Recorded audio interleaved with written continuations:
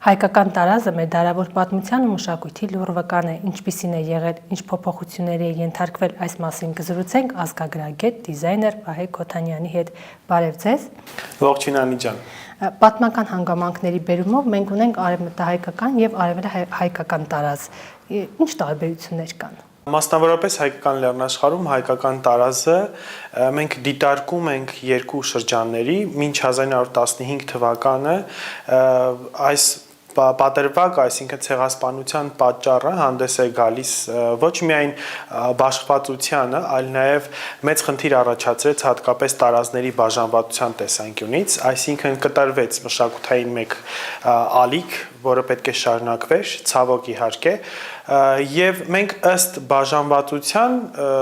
դիտարկում ենք երկու տարբերակ։ Հայկական լեռնաշխարհը պայմանականորեն բաժանում ենք արևելյան եւ արևմտյան Հայաստանների եւ արևելյան եւ արևմտյան Հայաստանների տարածախմբերը առանձնացվում են։ Հետևաբար իրենք ունեն որոշակի ձևածկաբանական որոշակի առանձնահատկություններ, ունեն ասեղնագործության օրինակ տարբերություններ, որտեղ արևմտահայկական շրջանում ավելի շատ ասեղնագործության ծավալուն, այսպես մոտիվներ եւ մասշտաբային ասեղնագործություն ենք տեսնում, դրան հակառակ օրինակ արևելյան Հայաստանում ավելի սակավ են։ Հիմնականում արևելյան Հայաստանում զարդերի միջոցով է լինում այդ ամբողջական գեղազարդման տարբերակը, այսինքն դրանք լինում են եւ հագուստին ամրակցված զարդեր եւ լինում են շարժական, որովհետեւ զարդերը ոչ միայն լինում են միայն օրինակ կիրառության համար, որ դրեցիր այսօր, հաջորդ օրը ուրիշ ես փոխում, հագուստին կցված զարդեր կային, որոնք անմիջապես կարված էին հագուստի օրինակ թևքաբերաներին, պարանոցի հատվածում եւ այլն եւ այլն։ Մասնավորապես օրինակ մենք կարող ենք դիտարկել Սյունիք Արցախյան տարածախումբը, որտեղ բավական հետաքրքիր տարբերակով ունենք եւ անշարժ եւ շարժական զարդեր, օրինակ կրծքային հատվածում ամրացվում էր խողովականման զարդաձևեր եւ թևքերին եւս եռանկյունի էին ստանում այդ խողովակաձև զարդաձևերով եւ բոժոշ կախիկներ էին դրվում, որոնք պտղաբերության եւ չարխափանության խորհուրդ ունեին։ Դրանք ֆիքսված էին, այսինքն կարված էին հագուստի թևքաբերանին եւ այդ կտրված մասնավորապես այդ հագուստի կոչվում էր 3 փեշկանի հագուստ, որովհետև մասնավորապես բաժանվում էր 3 փեշկերի, այսինքն կողքերից ուներ ճեղքվածքներ, երկուսը առջևում էր ստացվում եւ մեկը հետևամասում։ Իսկ ինչ վերաբերվում է արևմտյան Հայաստանին, մասնավորապես այստեղ ասեղնագործությունը բավական հետաքրքիր էր կոմպոզիցիոն դաշտով, գունային համակցությամբ եւ տարբերվում էր իհարկե որոշակի նախշազարդման դիզայնի տեսանկյունից, հա։ Մենք պետք է հետաքրքրորեն տանենք դեպի այս խոսակցությունը այնտեղ, որ այս ասեղնագործությունը արվում էր կանանց եւ տղամարդկանց կողմից։ Հաճախ թվում է, թե տղամարդիկ հագուստի հետ կապ չեն ունեցել, բայց իրականում մեծամասնությունը դերձակների եղել են տղամարդիկ։ Ավելին, տղամարդիկ ասեղնագործում էին։ Օրինակ բարձր հայկում մասնավորապես ընդունված ոսկեթել քուղակար ասեղնագործությունը իրականացվում էր տղամարդկանց կողմից, որովհետեւ սա շատ բարդ աշխատանք էր, ոսկու ձուլակտորից ձգվում էր կոճի թելի բարակությամբ եւ դրանից մի փոքր հաստ տարբերակով ոսկուց թել եւ դա փաթաթվում էր, ստացվում էր հիմքի թելը եւ ամբողջությամբ կարողանում էին ոսկեթել ասեղնագործություն նոր ստանալ նախշը եւ ամրացնել հագուստին։ Այսինքն սա հեշտ աշխատանք չէր եւ պետք է դիտարկել, որ հայկական տարազը իր յուրահատկությունը ստացել է կնոջ եւ տղամարդու սիրո արդյունքում, որովհետև աշխատանքի մեջ եթե սեր չի լինում, ասեղնագործել չես կարող, ոչինչ անել չես կարող, ամեն ինչի մեջ պետք է սեր դնել։ Եվ հայ ժողովուրդը իր դարավոր պատմության մեջ իր մշակույթը պահպանել հենց այդպես։ Այսինքն կին եւ տղամարդ թիկունք տված կարողացել են իրենց մշակույթը պահել եւ պահպանել։ Այստեղ սեռային բաժանվածություն դնել, որ օրինակ տարազի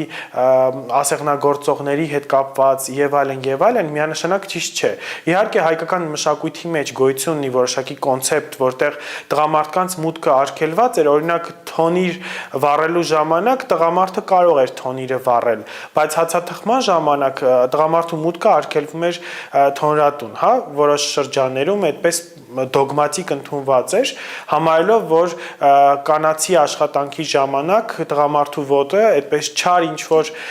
իր հետ էներգիա է բերում եւ դրա համար թխելու ընթացքում տղամարդիկ փորձում էին մուտք չգործել,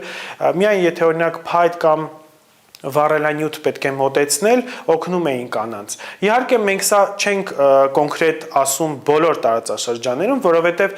գիտեք մշակույթը այնպես է, որ հայկական լեռնաշխարհում տարբեր շրջաններում ընդունված են եղել որոշակի դոգմատիկ լուծումներ, բայց տարածաշրջաններ կա, օրինակ մենք մի շատ հետաքրքիր լուսանկար ունենք Վանից, որտեղ տղամարդը հաց է թխում։ Այսինքն, տեսեք, մենք ունենք դոգմա, որից շեղվածություն նաև կա, որովհետև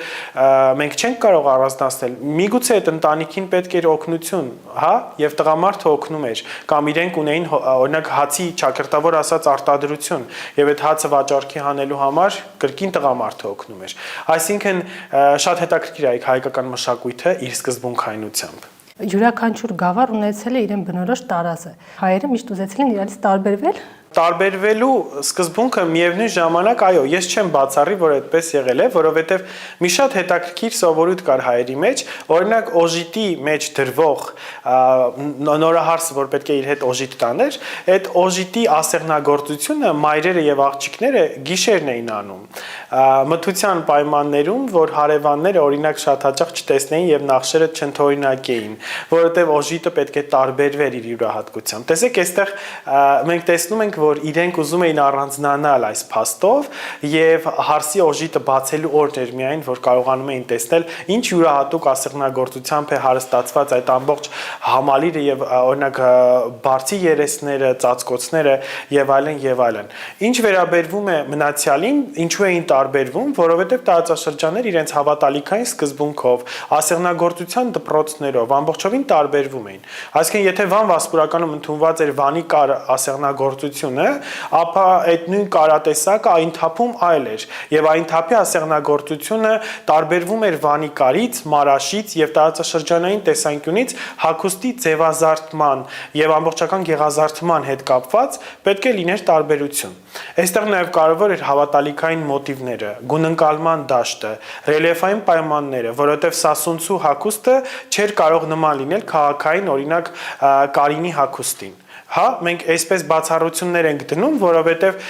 լեռնային տարածքի ցուրտ եւ անբարենպաստ պայմանները սասունցու տարազին թելադրում են, որպիսի լինի ավելի շատ մորթու կիրառությամբ, ավելի հաստ կտորներից, հա, եւ իսկ դրան հակառակ օրինակ Արինի տարազախմբում մենք տեսնում ենք ավելի այդպես թեթև ձևվածքներ ունեցող, բայց ճոխ գեղահարդարանք ունեցող լուծումներ, որոնք որ իհարկե իրենց շքեղությամբ հայկական լեռնաշխարհում առաջին տեղում էին գրավում եւ դրա մասին ոչ թե մենք ենք ասում մեր մասին, այլ նաև օտարի աչքի ընկալումը կա այստեղ, այսինքն շատ հայտնի ճանապարհորդներ, երբ որ եկել են հայկական լեռնաշխարհով անցել են, իրենք գրել են իրենց հուշերում, որ հայկական տարազի շքեղությունը եւ դրա գունային գամման որևիցե այլ տեղ իրենք չեն հանդիպել, այսինքն սա մեր յուրօրինակության մասին է խոսում։ Ամեն տարածաշրջան եւ ամեն գյուղ չնայած լինելով միևնույն շրջանի մեջ, ասենք Վան Վասպուրականի տարազախումբ ենք առանձնացնում, բայց Վան Վասպուրականի տարազախմբի մեջ ընդգրկվող քաղաքների եւ գյուղերի տարազները տարբերվում են միանշանակ։ Իհարկե պահպանվում է ասեղնագործությունը, գունային գամման, բայց ձևվածքը, գլխահարդարանքի կիրառությունը, դրա փաթաթելու ձևը, գոգնոցները ի վերջո ամբողջովին տարբերվում են, հա։ Մենք Վան Վասպուրականում ունենք երկու գոգնոցի տարբերակ։ Ունենք լանջավոր գոգնոցի տարբերակ եւ ունենք իհարկե միակտոր գոգնոց, որոնք իրարից տարբերվում են իրենց գեղազարդման եղանակով։ Օրինակ լանջավոր գոգնոցները հիմնականում մենք տեսնում ենք դաջածո տարբերակով կամ միակտոր տարբերակով, որոնք որ մեկ տոնային կտոնի մեջ են, այսինքն իրենք որոշակի նախշ են պարունակում։ Կա նաև որոշակիորեն ասեղնագործ տարբերակներ, բայց մասնավորապես միակտորների դեպքում մենք տեսնում հիմնականում ասեղնագործ նմուշներ, որոնք անկրկնելի են եւ շատ նման են հայկական կարպետանախշերին, որտեղ Վան Վասպուրականի, Տարոն Տուրուբերանի, որի մեջ մտնում է Մուշը եւ հարակից շրջանները, Սասունի գոգնոցները իրենց զարդանախշերով հայկական կարպետի եւ գորգի, այսպես ասած, զուգակցվող զարդանախշման համակարգն են պարունակում։ Իսկ կտորների առումով տարբերություն եղել է։ Միանշանակ կտորների առումով եւս եղել է, ինչու, որովհետեւ հայկական լեռնաշխարհում կտորի արտադրություն կար եւ ամեն տարածաշրջան արտադրում էր իր հատուկ կտորը։ Օրինակ Սասունի տարածաշրջանում քեչա էին լմում այսինքն շալվար կամ այլ հագուստ բաճկոն ստանալու համար լմելը դա տրորելն է, որովհետև մենք գիտենք բուրդը երբ որ տրորում են օրինակ օճառաջրով կամ հենց սովորական ջրով դառնում է թաղիկ, այսինքն ամուր կտոր, եւ դա օգտագործում էր հագուստի գդակների պատրաստման, քոլոզների պատրաստման մեջ։ Հետեւաբար Սասունում ընդունված տարբերակ կտորատեսակը դա էր։ Կար մանուսա կտոր, որը տարածված էր օրինակ Վան Վասպուրականի տարածաշրջանում։ Մանուսա կտորները դրանք զոլավոր կտորներ էին, գծավոր կտորներ, որոշակի հաջորդականությամբ գունային գամմայով։ Ամբողջ հայկական լեռնաշխարհում ամեն մի տարածաշրջանում արտադրությամբ կտորի հայտնի էր։ Օրինակ բարձր հայքում, մասնավորապես Ջավախքի շրջանում, քանի որ այս դեպքում բարձր հայքի տարածախումբը իր 3 ճյուղերով է տարածվել 1829 թվականի Ադրյանապոլսի պայմանագրով, ուրեմն 80-ից 90 հազար հայերի տեղափոխում են դեպի Ջավախքի շրջան եւ հետո Ջավախքից շատերը անցնում են նաեւ Ալեքսանդրապոլ, այսինքն տեղակայում այդպես է բաշխվում։ Հետեւաբար բարձր հայքի տարածախումբը ոչ միայն ընդունված էր Կարինում եւ Կարսում, Էրզրումի տարածաշրջանում, այլ նաեւ դա անցնում է Ալեքսանդրապոլ եւ Ջավախքի շրջան, Ախալցխա տարածաշրջաններ։ Սա է պատճառը, որ այդ տարածաշրջանների ավանդույթները եւ գեղազարդման նորմերը ամբողջովին տեղափոխվում են նաեւ այդ տարածաշրջաններ։ Եվ մասնավորապես օրինակ մենք գիտենք Ախալցխայի տարածաշրջանում գործում էին հատուկ շալագործներ կային, էհրամագործներ, որոնք գործում էին էհրամ ծածկոցներ։ Այս էհրամ ծածկոցների բնույթը շատ հետաքրքիր է, կանայք երբ որ պետք է տանից դուրս գային,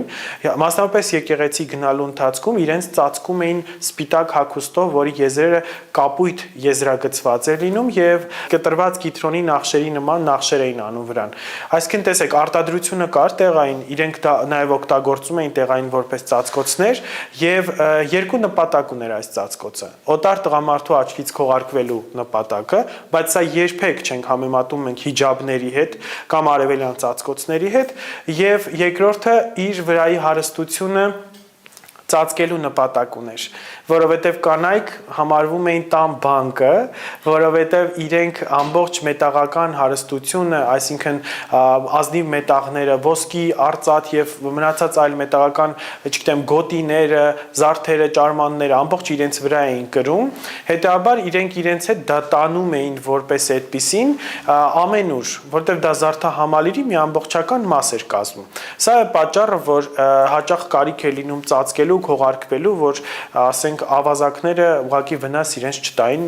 գողոն որպես չհանդիսանար դա։ Հայկական տարազին որ գույներն են բնորոշ եղել։ Մասնավորապես տարածաշրջանից է կախված գույնի, այսպես ասած, կիրառությունը, բայց եթե մենք առանձնացնենք դոմինանտ շեշտադրվող հիմնական գերակշռող գույնը կարմիրն է դա։ Այսինքն մասնավորապես կարմիրի կիրառությունն է, որ հայկական լեռնաշխարհում շատ մենք տեսնում ենք, եւ սա համարվում է պտղաբերության գույնը։ Կարմիրը համատեղվում է արյան խորհրդանիշի հետ, իսկ արյունը անմիջականորեն զուգակցվում է արդեն որպես այդպիսին պտղաբերությանը։ Իհարկե տարածաշրջաններ կան, որոնք ոչ միայն կարմիրով են ակնհայտորեն տարբերվում, այլ նաև որոշակի գունային կոմպոզիցիոն համադրությամբ։ Օրինակ Արցախում բնորոշ է կանաչ եւ կարմիրը, որը անմիջականորեն նաև ամուսնական խորհրդի իմաստ ունի, երբ որ ասում ենք հո կանաչ ու կարմիրը կապեմ, նշանակում է ամուսնության գաղափարի սկզբունք տալ, դրան։ Եվ իդեպ ասեմ կանաչը տղամարդու արականի սկիզբն էր, իսկ կարմիրը կանացի սկիզբը։ Երկուսի միավորումը փաստացիորեն տալիս է կյանքի շարունակություն։ Մնացած տարածաշրջաններում, օրինակ շատ հետաքրքիր է բարձր հայքի տարածախմբում կիրառվող կարմիրի եւ կապույտի համադրությունը, որը թավիշով էր արվում մասնավորապես, իհարկե այնտեղ օգտագործվում էր նաեւ մետաքս, բամբակի այլ կտորներ եւս, բայց հետաքրքիր մի բան, նկարչության մեջ կարմիրը եւ կապույտը համարվում են անհամադրելի գույներ, որտեղ նկարչության մեջ գոյություն ունի բարեկամ գույներ, հակադիր գույներ եւ անհամադրելի օրինակ։ Կանաչը կարմիրը նկարչության տերմինոլոգիայով համարվում է լավագույն համադրությունը։ Եվ առօրյայում էլ, եթե ուզում եք համադրելի տարբերակ գտնել, կանաչի եւ կարմիրի համադրություն կազմեք, իսկ կարմիրը եւ կապույտը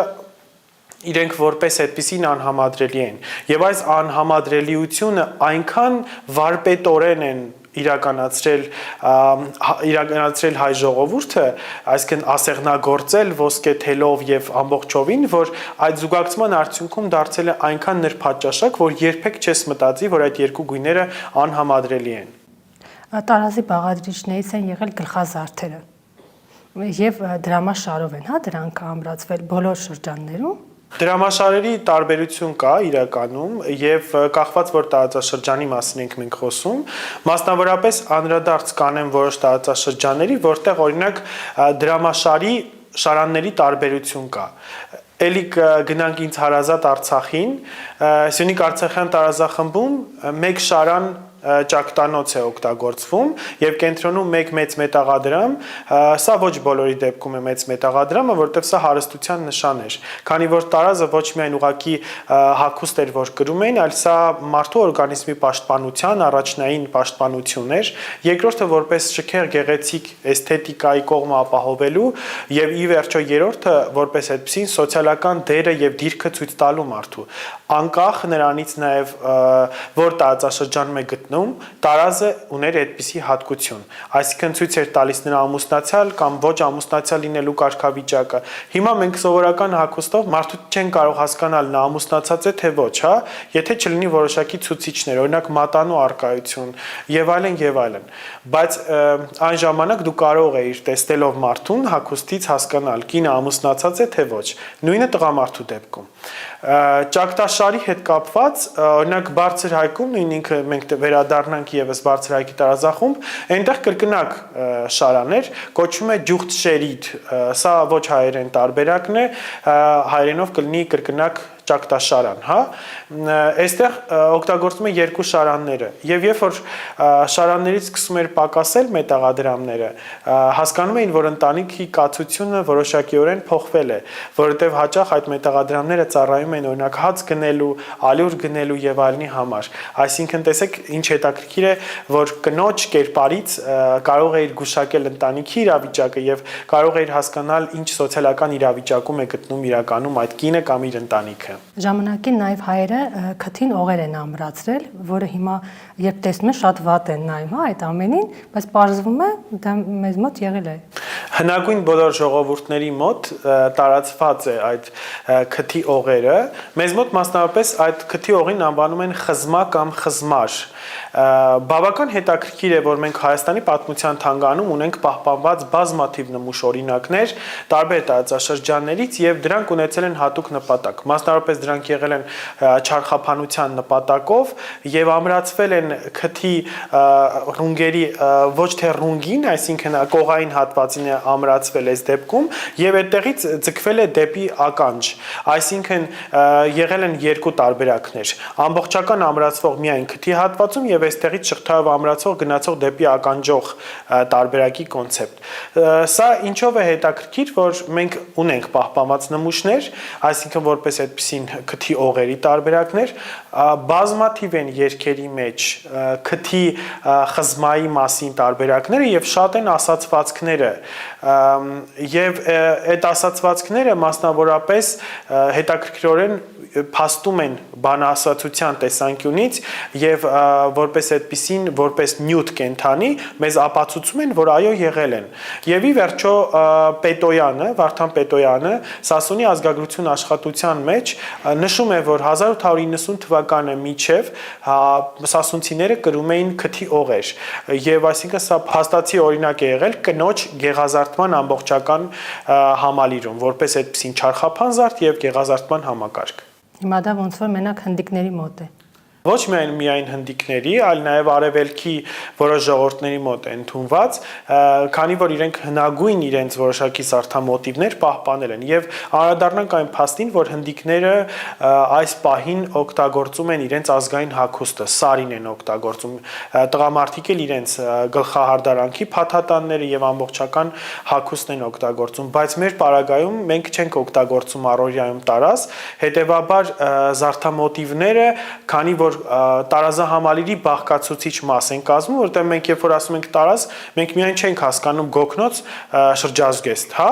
տարազը մեկ կտորի պատմություն չէ, տարազը մի քանի կտորների համադրության, հայկական ասեղնագործության եւ զարդանախշերի ամբողջական կոնցեպտի եւ իհարկե զարդերի համադրություն է։ Սա տարազի ամբողջական բնութագիրն է, որը դիտարկվում է համալիր տեսանկյունից։ Այսինքն միայն գլխարկ վերցնել եւ ասել, որ սա տարազ է, չարաչար սխալվում եք։ Հնդիկները եւ չինացիները տոնական օրերին կրում են իրենց ազգային զգեստը, բայց Հայաստանում այդպես չէ։ Ինչ անենք, որ գոնե տոնական օրերին կրենք ազգայինը։ Իրականում տարազի կրելու հետ կապված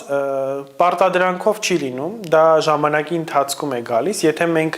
նայենք տարիներ առաջ, թե ինչպես էին օրինակ վերաբերվում տարազին, հա,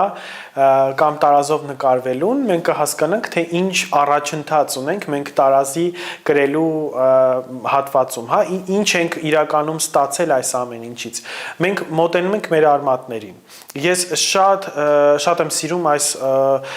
խոսքը ասել, որ գոյություն ունի պատերազմի հոգեբանություն եւ մշակույթը գնում է պատերազմի հոգեբանությամբ, այսինքն պատերազմի ժամանակ քո արմատը արթնանում է, դու սկսում ես գնալ դեպի քո արմատ, եթե մինչև այդ օրինակ քո համար մեկ էր հայկական զարդանախշը քո հագուստի վրա կլինի թե ոչ, հա, խոսքը ոչ բոլորի մասին է, իմ համար երբեք մեկ չի եղել օրինակ, ես միշտ ունեցել եմ հայկական հագուստի զարդանախշ եւ այլն, կոնցեպտը դիտարկում ենք այն տեսանկյունից, որ պատերազմը մեզ հոգեբանությամբ տանում է դեպի մեր արմատ, որովհետև մենք ամուր գտնվում ենք մեր արմատում։ Սա է պատճառը, որ հաճախ պատերազմից հետո, պատերազմից առաջ ավելի է ազգային գաղափարախոսությունը ամրանում, պնդանում եւ տարազի տարածվածությունը սկսում է ել ավելի լայն մասշտաբի ստանալ։ Օրինակ հարսանեկան կոնցեպտում ի բարեբախտություն մեզ սկսել են արդեն հարսանեկան հագուստի կիրառությունը ներդնել եւ սա ուրախալի փաստ է իրականում։ Մի փոքր տխուր է այն առումով, որ ոչ բոլորն են տարազի ճիշտ կոնցեպտ ընտրում, որովհետև կա դրա մեջ աղավաղումներ, որը ավելի վատ է, քան օրինակ չհագնել տարազը, որովհետև եթե դու մշակույթը ձևախեղում ես, ավելի լավ է ուղղակի չկրես, եթե չգիտես դրա մասին։ Այսօր չիմանալը ամոթ չէ, չհարցնելն է ամոթ, որովհետև Քավլիցի կան մասնագետներ, ում կարող եք դիմել, սիրով կպատասխանեն ձեր հարցերին եւ ի վերջո դուք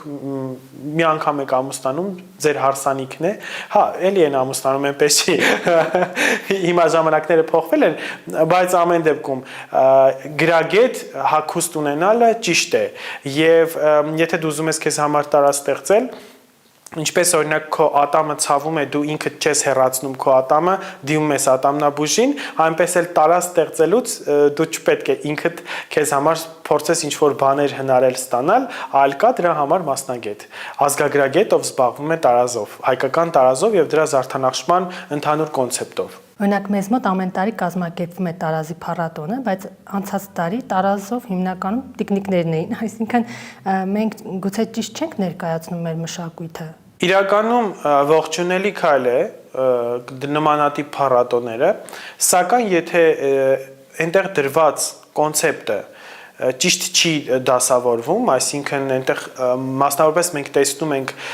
կառուցվածքային սխալ տարբերակ, այսինքն եթե միայն պետք է օրինակ բեմահարթակում տարազներ ցուցադրվի եւ դրանով սահմանափակվի ամեն բան, կարծում եմ դա ճիշտ տարբերակ չի։ Եվ դա տարազի փառատոն չի։ Ինչ է փառատոնը իրենից ներկայացնում։ Փառատոնը ներգրավվածություն է այդ ամենին։ Այսինքն, եթե ես գտնվում եմ փառատոնի շրջանակներում, հա, մենք օրինակ Հայաստանում ունենք բազմաթիվ փառատոններ։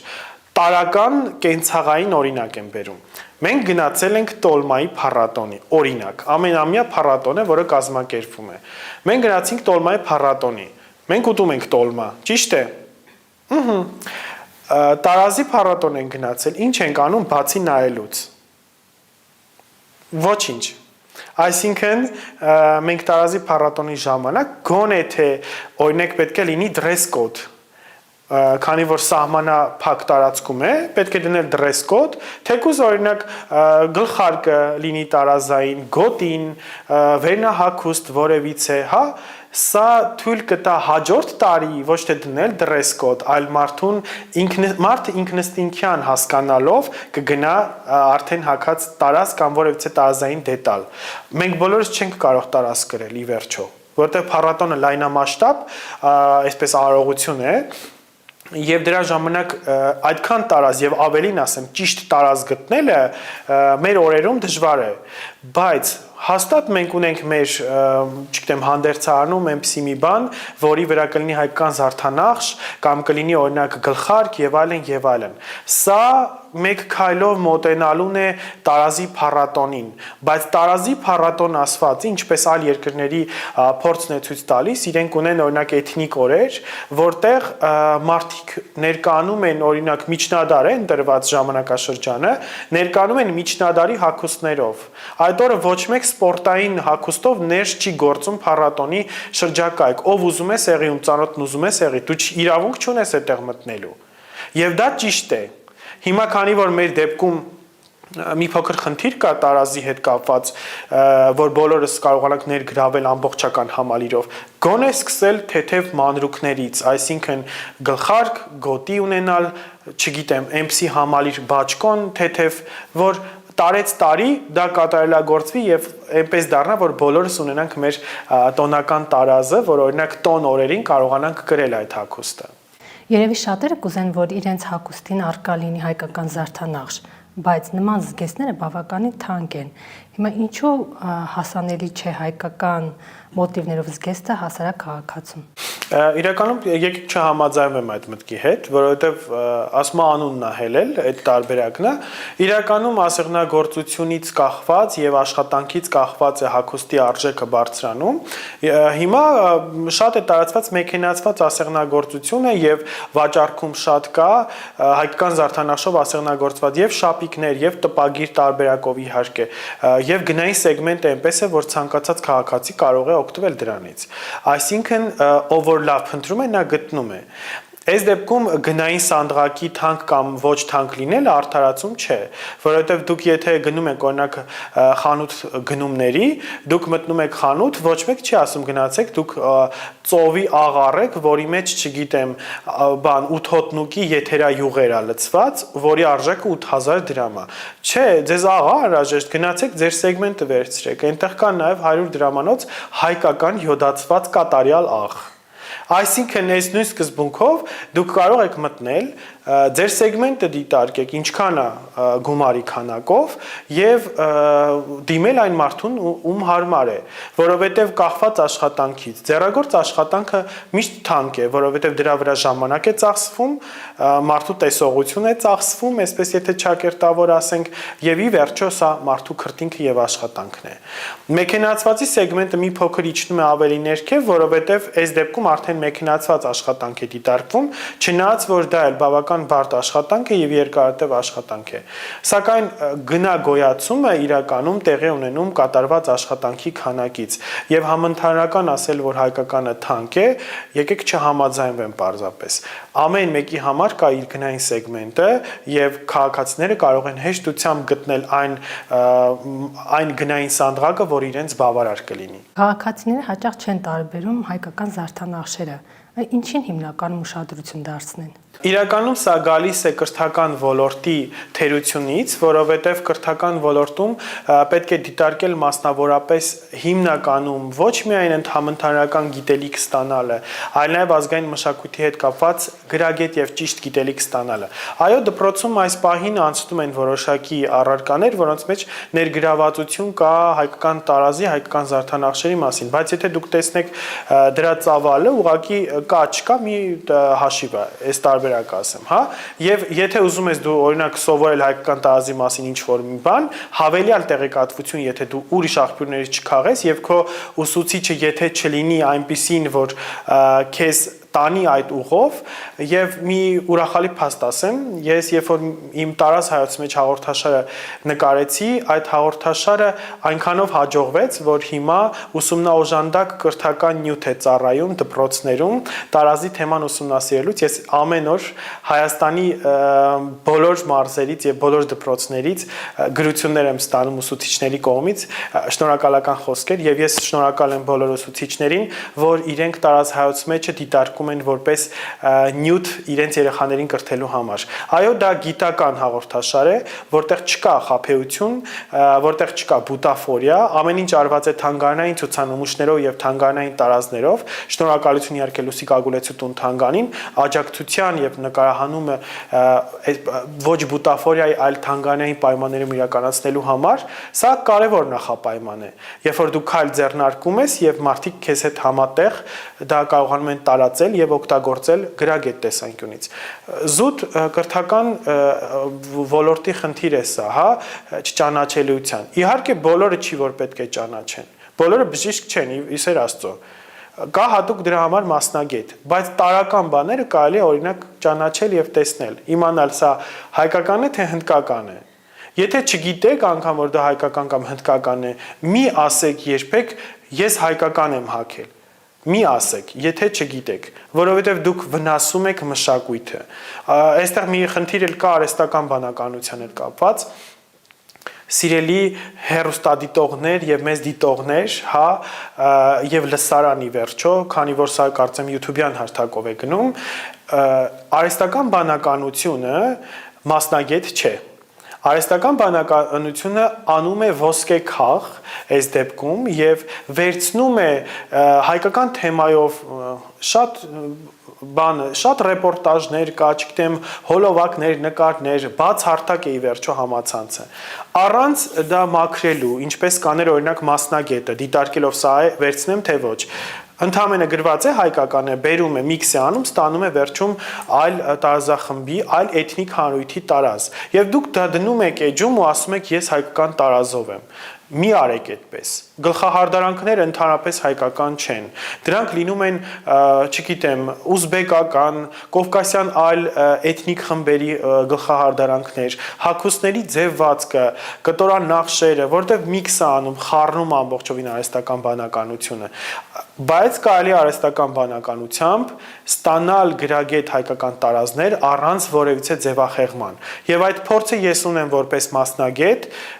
ինչպես ստանալ գրագետ տարազ արհեստական բանականության միջոցով եւ ինչպես վերակենդանացնել հայկական տարազը ճիշտ գույներով, ճիշտ կոմպոզիցիայով եւ ճիշտ նախշերով։ Այնպես որ պետք է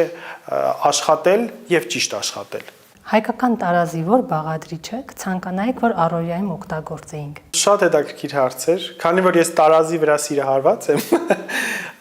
ես կցանկանայի որ անկեղծ ես կցանկանայի որ 18-րդ դարում ապրեի, նախ սկսենք այդտեղից եւ գրեի այն հագուստները, որոնք գրել են իմ պապերը, որովհետեւ դրա մեջ ոգի կա իրականում եւ դա էսթետիկայի գագաթնակետն է, բայց եթե մենք գալիս ենք մեր օրեր ու հասկանում ենք մեր պայմանների փոփոխությունը, տրանսպորտի փոփոխությունը, բնակլիմայական վիճակը եւ այլն, արագ ընթացող աշխարհը, հետեւաբար մենք կարող ենք կիրառության մեջ ունենալ այն համալիրի դետալները, որոնք ավելի թեթև են եւ կիրառելի ամենօրյա օրինակ պահարանում։ Դա օրինակ գոտին է, դա գլխարկն է, բաճկոնը, հա, բայց օրինակ տաբատ, որը մեր պապերն էին կարում, որի օրինակ ձաքի լայնքը, գրական հայերենով դրա նաև աղվեսուկ են ասում, այդ հատվածում 1 մետր լայնությամբ կտոր էին թողում։ Դա ուներ հատուկ նպատակ, ձի հեծնելու համար, որպեսզի ոտքերը լայն բացվեր, լեռ բարձրանալուց, որպեսզի կարողանային հեշտությամբ բարձրանալ եւ ի վերջո դա բնական նյութափոխանակություն էր իրականացնում։ Հետևաբար այս մոտիվը մենք տաբատի այսօր չենք կարող կիրառել։ Եթե ուզենանք, էլ չենք կարող։ Լավ, մի օր հագանք։ Չենք կարող ամեն օր դա գրել, բայց որոշակի դետալներ, օրինակ բաճկոն, հեշտությամբ մենք կարող ենք ասեղնագործ տարբերակով ունենալ գլխարկ, գոտի, հա, այնպես որ